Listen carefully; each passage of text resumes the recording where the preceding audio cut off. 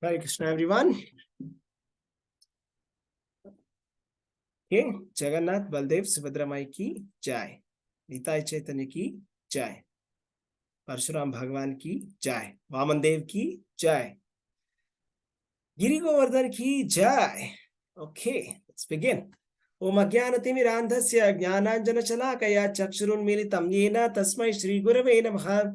Nama Om Vishnupadaya Krishna Preshtaya Bhutale Srimate Bhaktivedanta Swaminiti Namine. नमस्ते सारस्वते देवे गौरवाणी प्रचारिणे निर्विशेष शून्यवादी पाश्चात्य देश तारिणे जय श्री कृष्ण चैतन्य प्रभु नित्यानंद श्री अद्वैत गदाधर श्रीवासादि गौर भक्त वृंद हरे Krishna Krishna Krishna Hare Hare Hare Ram Ram Ram Hare Hare. So we are doing this chapter number 10, the opulences of the absolute. So today's verse is verse number 15. Arjuna is talking to Lord Krishna. Swayam evatmanatmanam vetah tvam purushottama bhuta bhavana bhutesha deva deva jagatpate.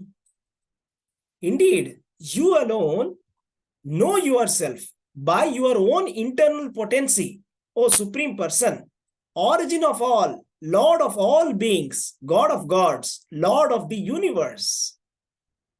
So here Arjuna is talking about his realizations to Krishna after he has spoken about his opulences.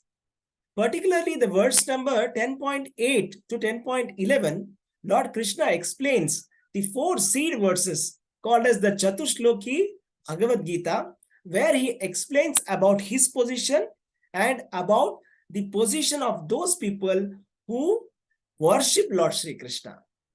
And then he tells what is it that they give, what he gives to them. So then Arjuna is saying that, oh my dear Lord, you are the Supreme Person. You are the origin of all the beings. You are the God of all gods and Lord of the universe. So today we will explore the topic of God.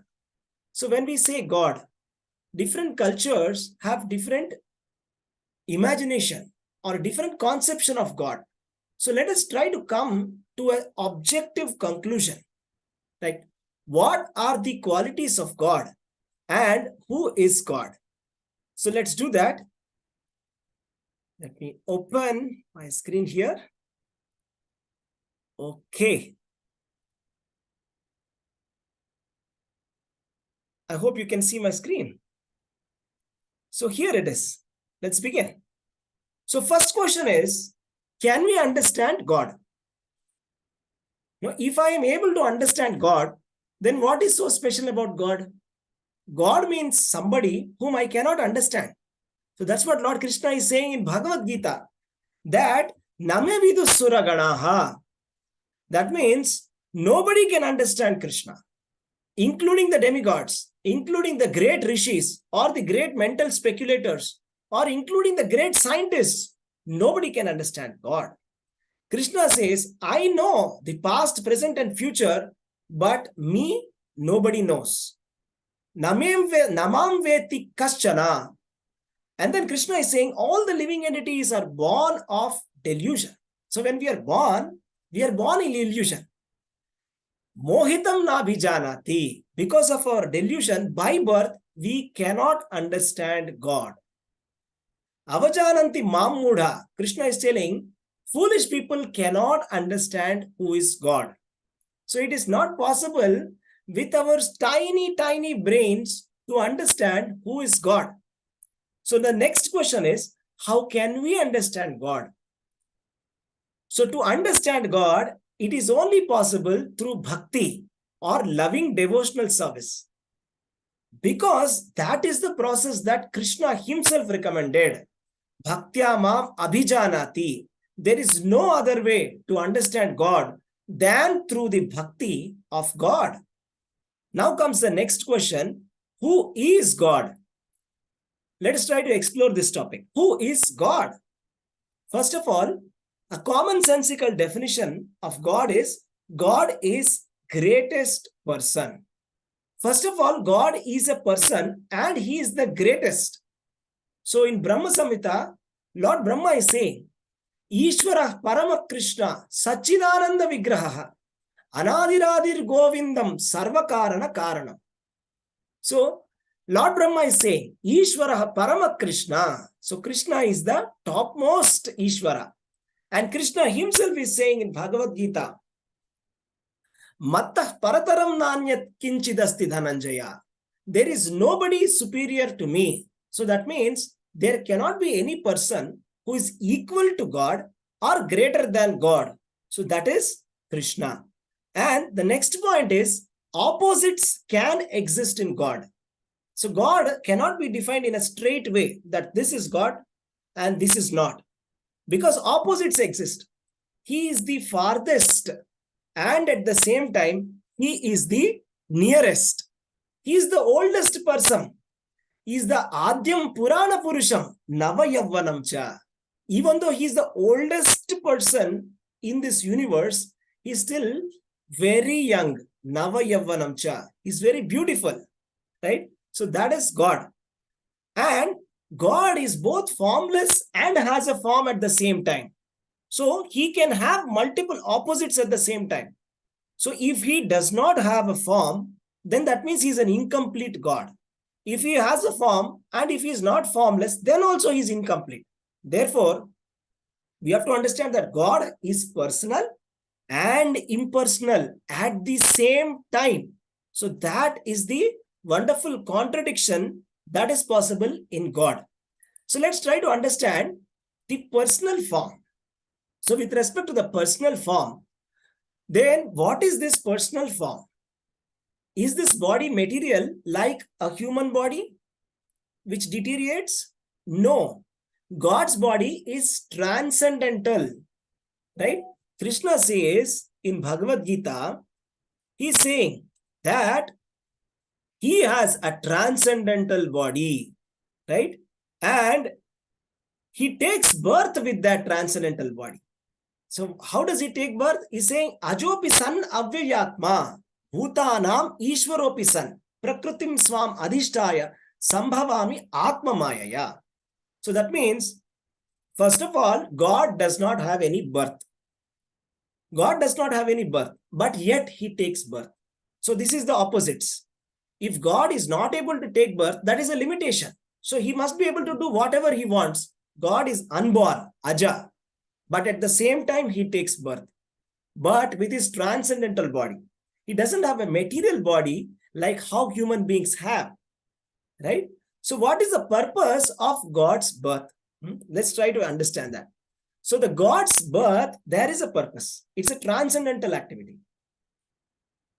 The purpose is whenever there is a decline in religious principles and rise in the irreligion, that time he appears.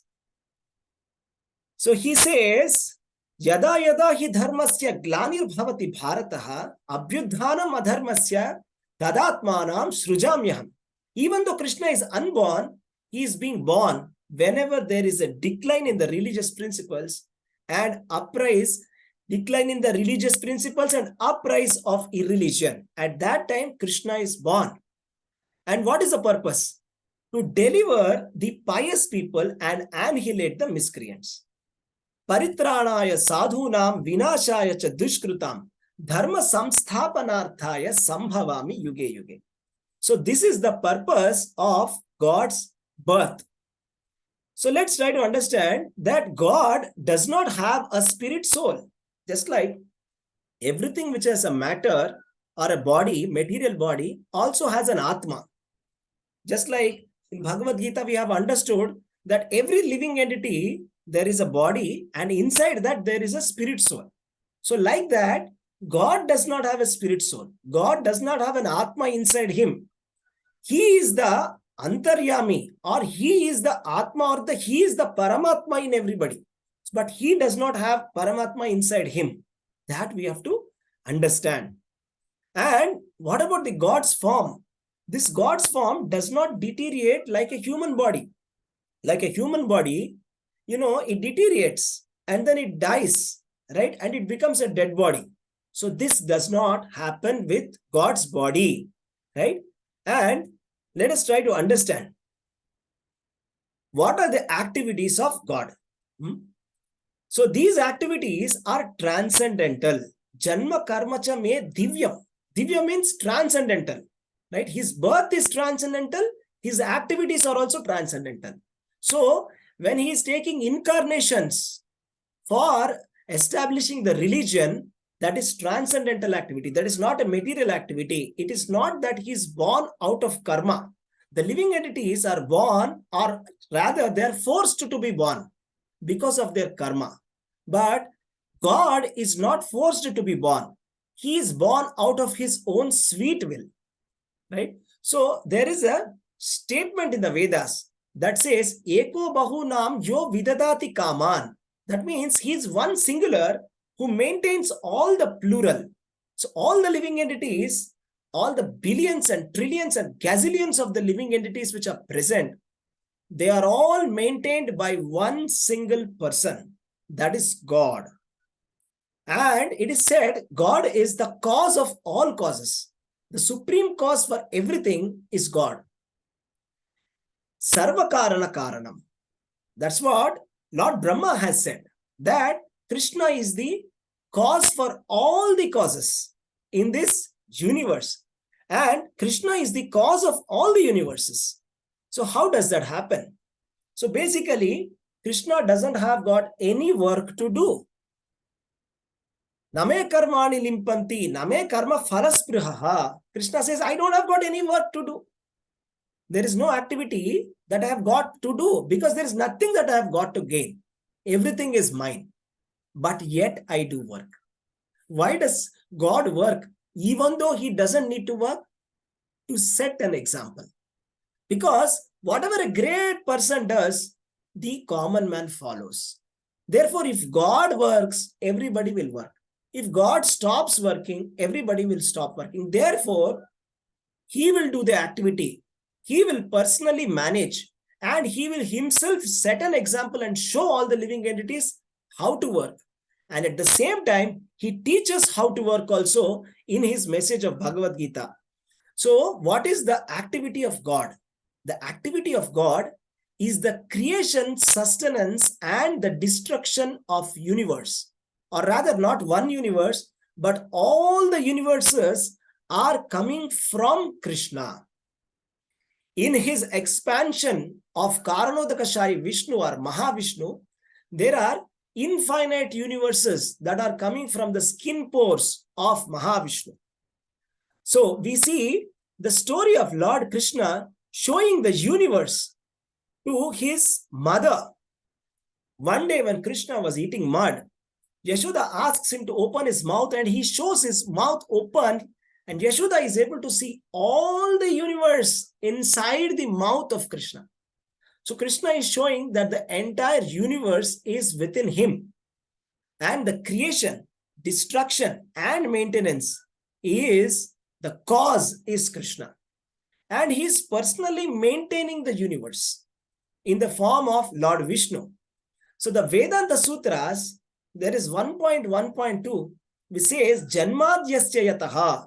So by definition, Supreme Personality of Godhead is the cause for creation, sustenance, and destruction of the universes. So also there is the first verse of Srimad Bhagavatam, which says, O my Lord Sri Krishna, son of Vasudeva, O all-pervading personality of Godhead, I offer my respectful obeisances unto you. I meditate upon Lord Sri Krishna because he is the absolute truth and the primeval cause of all causes of the creation, sustenance, and destruction of the material universes. You see, here it is being said that he is the cause for all the causes, that is, creation, sustenance, and destruction. He is directly and indirectly conscious of all the manifestations, and he is independent because there is no cause beyond him. So Krishna is Abhigya Swarat. Swarat means it's completely independent. So he is not dependent on anybody. He does not consult anybody for taking a decision. He will take independent decisions. he will do his work independently. Rather, everybody is dependent on Krishna, but he is not dependent on anybody. By him, it is he only who first imparted the Vedic knowledge unto the heart of Brahmaji, the original living being. By him, even the great sages and demigods are placed into illusion, as one is bewildered by the illusory representations of water seen in fire or land seen on water. So this whole entire universe is supposed to be an illusion that is created by Krishna, and he is the cause for it. Only because of him do the material universes temporarily manifested by the reactions of the three modes of material nature appear factual. It's only because of him that these universes appear to be factual, although they are unreal.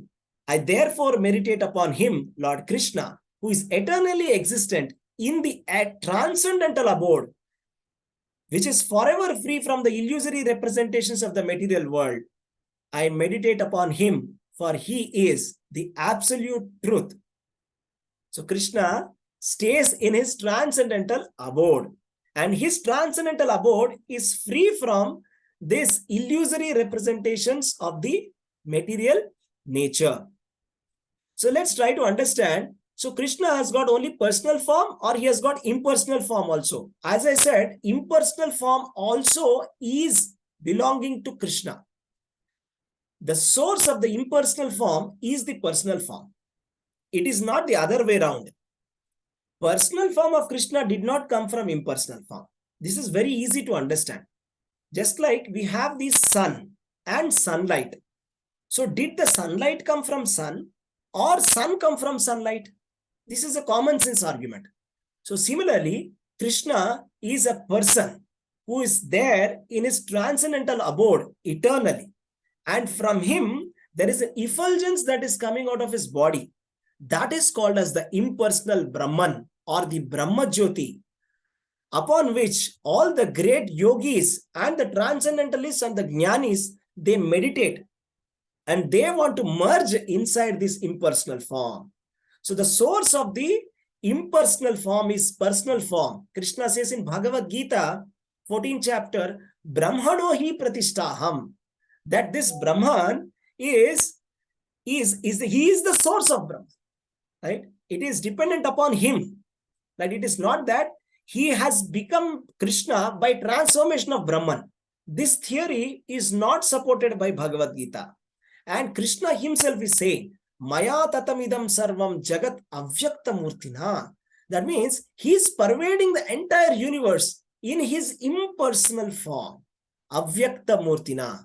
So he is pervading everywhere. So wherever you see, whatever you see, it is actually Krishna. That is his impersonal form. That we have to understand. So what is he saying next is that Krishna or God is the supreme energetic. That is, Parasya Shaktir Vividhaiva Shruyate. This is the Shruti mantra, which says that God has got multifarious energies. What are these multifarious energies of God? The material energy, the spiritual energy, and the marginal energy. The material energy is the five elements that we are able to see: earth, water, fire, ether, and air. Bhumirapona lovayu khammano buddhi revacha ahamkara iti yamme bhinna prakriti rashtada. So all the material manifestation is his energy. That is material energy. And the spiritual energy is his devotional service. The love of Krishna is his internal potency. And what is the marginal energy? Marginal energy are the living entities. All the jivas are the marginal energy of Krishna. So then, let us try to understand this, that God is the source of all that is spirit and matter. So anything in this universe is made up of spirit and matter. It's that combination that works. Without spirit, the matter cannot exist, and without matter, the spirit will not be able to exhibit in a manifested form in the material world. So both have to exist, and the source of both matter and spirit is Krishna. And the purpose of life is to attain love of Godhead. That is the purpose of life. And what is the process? the process of attaining love of Godhead is to do devotional service. So it is by practice that we can attain the perfection. What is that practice? The practice of doing devotional service. We are practicing to love God, and then we will attain the love of God, which is the ultimate purpose of life. So God is master of Maya. We have seen from the verse quoted from Srimad Bhagavatam 1.1.1 that Krishna is the source of the Maya, or rather, Krishna is the controller of Maya. It is not that God is controlled by Maya. If Maya is more powerful than God, then Maya is God. How can God be God? It's a very common sense. God must be master of everyone and everything, including illusion. So God is the master of Maya. And by worshipping God, worshipping Krishna, we can transcend the Maya. Right? So Krishna says, Mama Maya Duratyaya, Daivi hi esham gunamai, Mama Maya Duratyaya, Mameva hi prapadyante, Maya metam tarantite. Anybody who worships Krishna will transcend Maya. Mamchayo avyabicharena bhakti yogena sevate, Sagunan samatityaitan brahma bhuyaya kalpate. By worshipping or by doing bhakti yoga, transcendental loving devotional service to Krishna, what happens? We will transcend the three modes of material nature, that is God. And God is the cause of bondage and liberation both. If we forget God, we are in bondage and we will have repeated birth, death, old age and disease. And if we remember God, if we simply worship Him with loving devotional service, we will be liberated. And God is the source of the supreme knowledge. So all the Vedas are coming from the Lord's body. All the Vedas are coming from His body. So including this Bhagavad Gita, the supreme knowledge is coming from the lotus mouth of Krishna. The Vedanta Sutras, the supreme knowledge of the spiritual knowledge, that is written by God Himself, Vyasadeva, who is incarnation of Lord Sri Krishna. So where is God present? God is present in His personal abode. What is that personal abode? It is called as Paramdhama. So where after attaining to that Paramdham, the topmost planet, it is free from anxiety. So that is the definition of God's abode. Vaikunta means Vigata Kunta. That means there is no anxiety. See, this material world is the opposite. That means there is anxiety at every step. But Vaikunta, there is no anxiety. So there is no birth and death in God's abode. Yadgatvana nivartante tadhama paramam mama. Krishna is telling there is no birth, no death, no old age, no disease in Vaikunta, in the God's abode. And the only activity in God's abode that people do in the liberated souls, what do they do in personal abode of the Lord?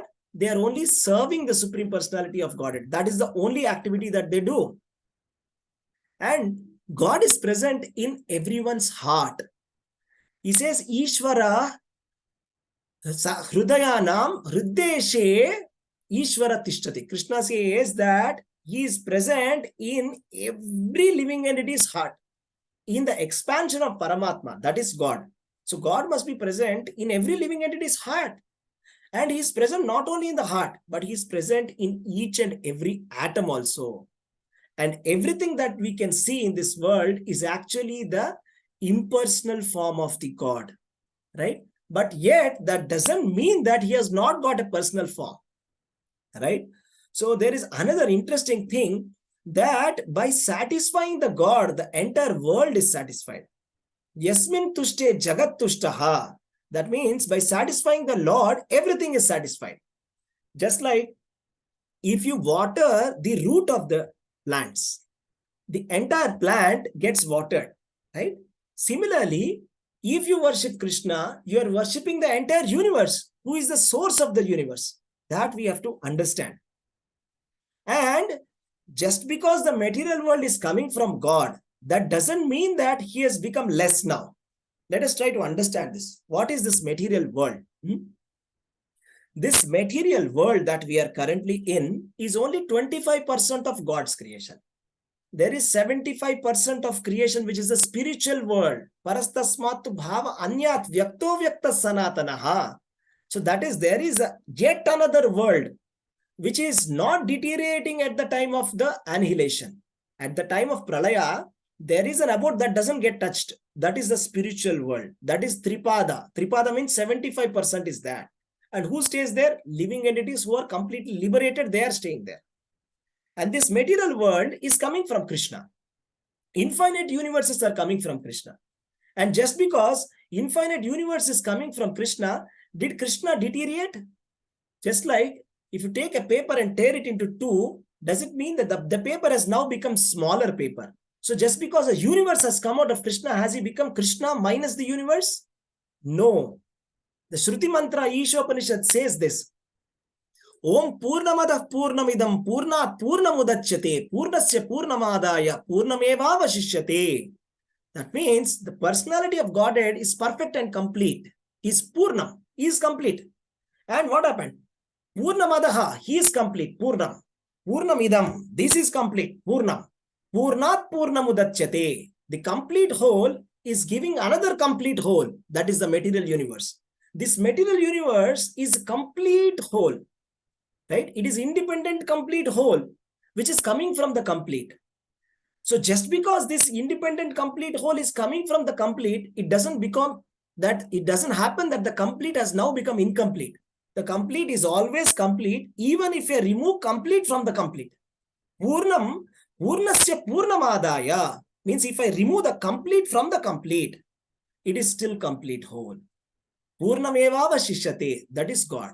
So even if infinite universes are coming from Lord, it doesn't become that he has now deteriorated or become lesser, any less. He is still the same perfect, same personality. So we know that, the definition of Bhagavan is that there are 6 qualities of Bhagavan. Aishwaryasya samagrasya viryasya yashashashriyaha jnana vairagyayamschaiva channam bhagam itingana. 6 qualities must be there for God. That first of all, Aishwaryasya, he is the Lord of all the wealth. Lakshmi Pati, his name is called Madhava. Ma means Lakshmi. Madhava means the husband of the goddess of fortune. The husband of goddess of fortune is actually the owner of the entire world, wealth of the entire universe. That is Krishna.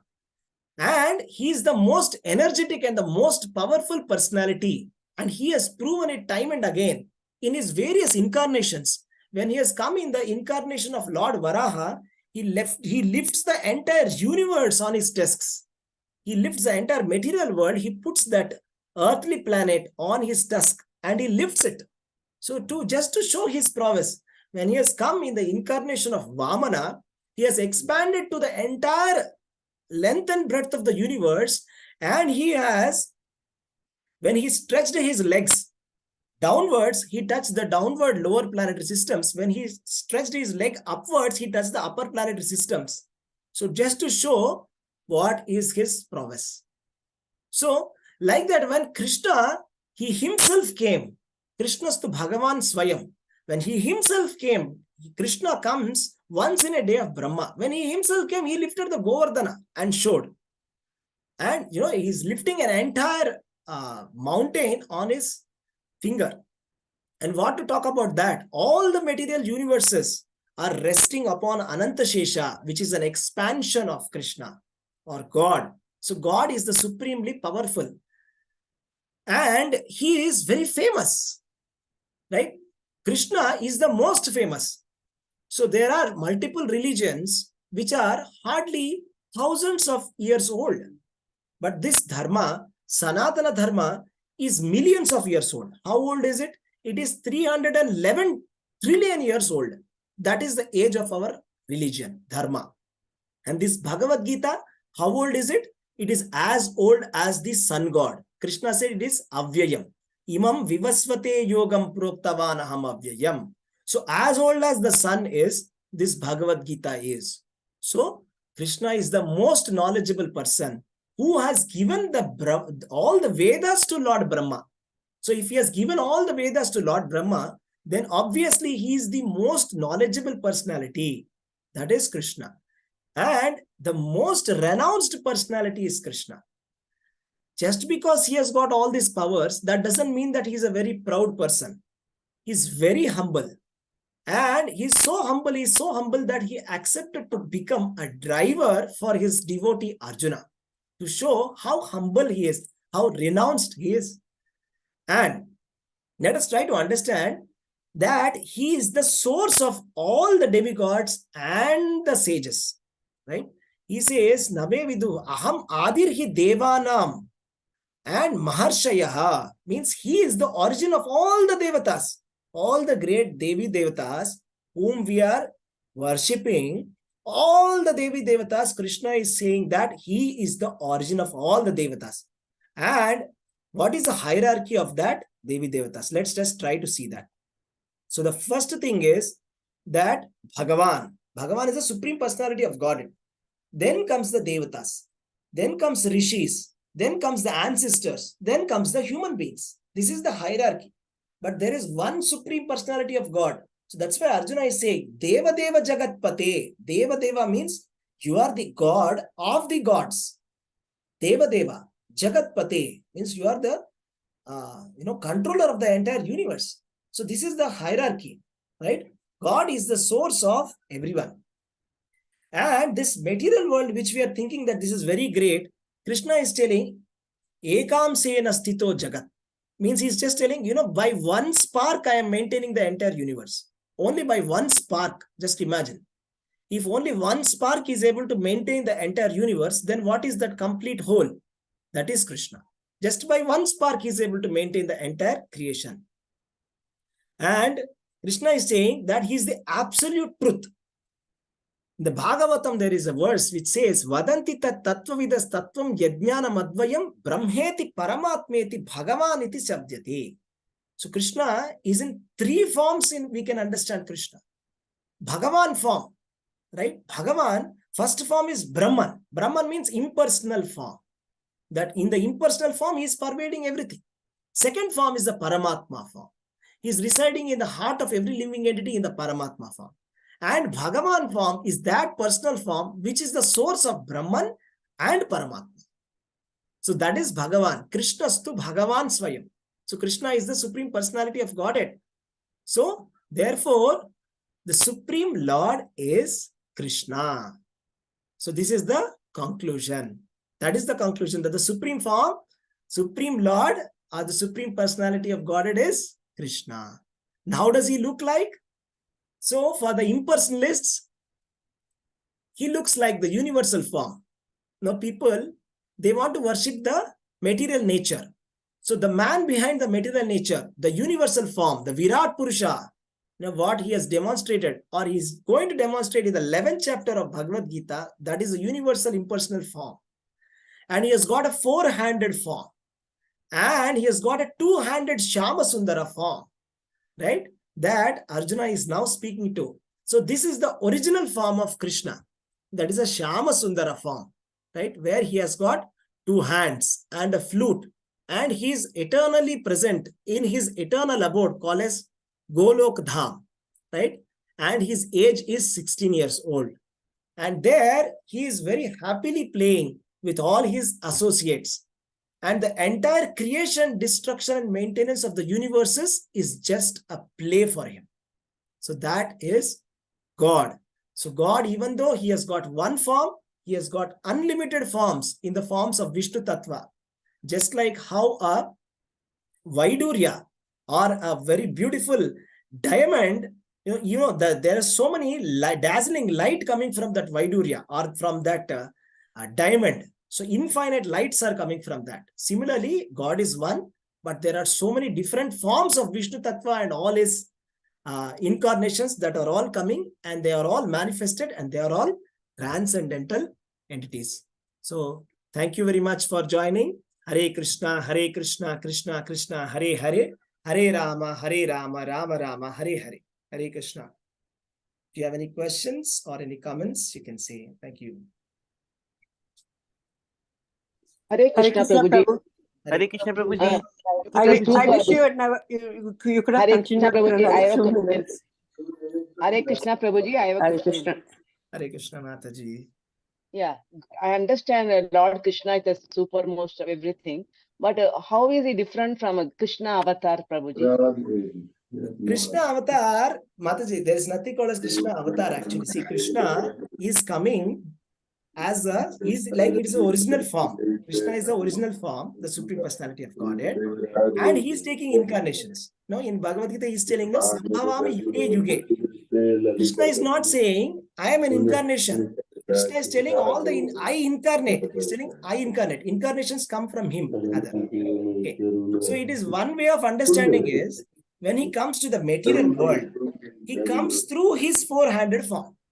So his four-handed form, Lord Vishnu, that too specifically Kshirodakashai Vishnu. Karnodakashai Vishnu is Mahavishnu. Next Vishnu is Garbhodakashai. Next is Kshirodakashai Vishnu. And all the incarnations within the material world come through him. So which is again Krishna himself. So therefore, if you look from that perspective, it appears as if, Krishna is an incarnation coming from Vishnu. But we have to understand that all these forms are eternal forms. That avatara itself means coming down. That means originally there is another. Right? Originally there is another person who is avatari, who is the source of the avatara. And he has got his own transcendental abode. So is that clear, Mataji? Avatari. We are speaking about that avatari. Okay. So, but when we are reading all the Leelas, whatever he had done it here, that only we are reading, no, Prabhuji? Yes, Mataji. We are reading that, correct? But then that avatara, especially he comes once in a day of Brahma. And when he has come in the latest 5,000 years ago, when Krishna has come, that is himself who has come. He is descended from Golok Vrindavan to come. So that is the wonderful fortune that we have. Okay. He is the original avatari. Krishna himself has come. Okay. Not as an incarnation, but he himself came and performed. Okay. Yes, Mataji. Thank you, Prabhu. Thank you, Mataji. Hare Krishna. Hare Krishna, Prabhuji. Hare Krishna, Prabhuji. Hare Krishna. Hare Krishna. Thank you very much for joining. Have a blissful Hare Krishna, day. Prabhuji. Thank you.